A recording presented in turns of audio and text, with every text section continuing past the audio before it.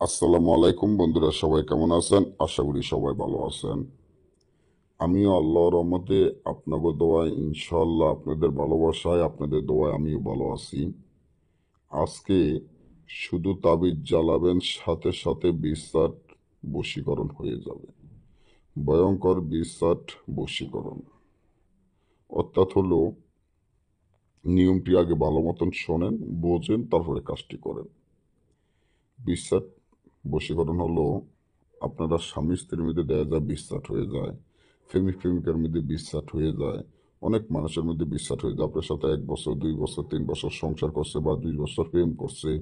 এখন আপনার মধ্যে বা আপনার হাজব্যান্ডের মধ্যে বা আপনার স্ত্রীর মধ্যে বা আপনার প্রেমিক বা প্রেমিকার মধ্যে জর্গা লাগিয়া যায়, বিশ্বাস হয়ে যায়। আপনারা খুবই অজ্ঞান হয়ে যান যে আমি তাকে আবার কিভাবে আমার আয়াতে আনবো। কারণ বিশ্বাস যদি হয়ে যায় একবার, স্বামী স্ত্রীর অনেক সময় তালাকও হয়ে যায়।